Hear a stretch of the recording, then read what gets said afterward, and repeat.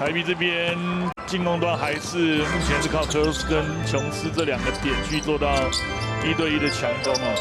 因为基本上他们大量的掩护都被中信特攻利用这个换防给解决处理掉了。哇，这个进攻篮板抢的是不错，不过最后没有放。场均得分3名球员加起来大概就是平均20分，所以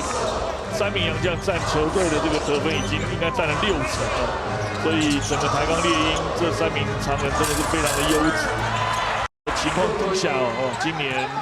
在半准决赛想要跨过这个1、2名的这个难度真的是非常高尤其在猎鹰助攻次数上面还是26.4次，还稍微高于一点点中信特攻的26.2次，但只有0.2个差别了。假传再卡上去，非常的窄啊。这个2队今天整体进攻的缩影，就是台啤队的进攻大部分都是个人比较勉强的以少打多，那中信特攻这边基本上都是利用团队以多打少那现在终于是有以多打少的机会，李奇伟的3分就开炮了。台啤队也特别要去注意，他本来就是在外围投射能力非常好的球员，甚至他不会逊于谢亚轩那台啤怎么样有效的去把这个球能够导传给李奇伟？这也是台啤队能够得分的一个重点。阿巴西在没进，64-44。Jones 压进来，遭到3人夹击，球掉了半。李远翰再给了阿巴西中距离的抛投机。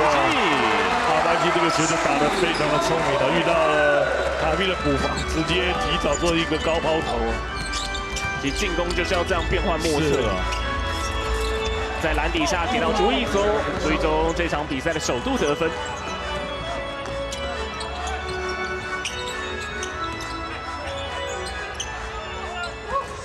外线的黄聪汉投进了3分。15分差，最后的12分钟，台啤还是有机会篮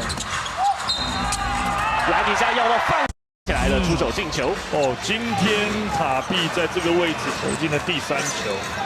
所以我们可以看到如果在大概3分线以内1步的距离，守到塔碧的防守者也要特别注意你不能刻意的去再做成队的防守，因为这个距离他是能够投得进的。不过外线。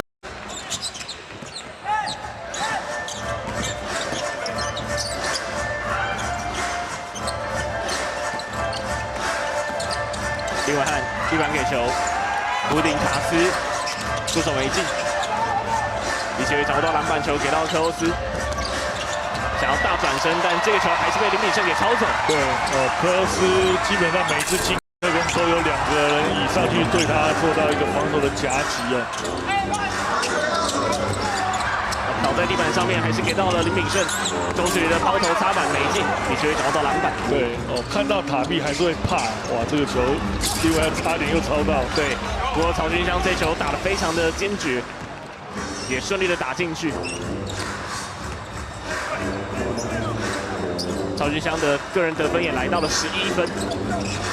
那可以看到科欧斯、曹军湘跟李奇伟都是各拿11分的进账。这球裁判哨音并没有响起，2人倒然后快速的对位找到人，这个可能也是今天台啤队到目前为止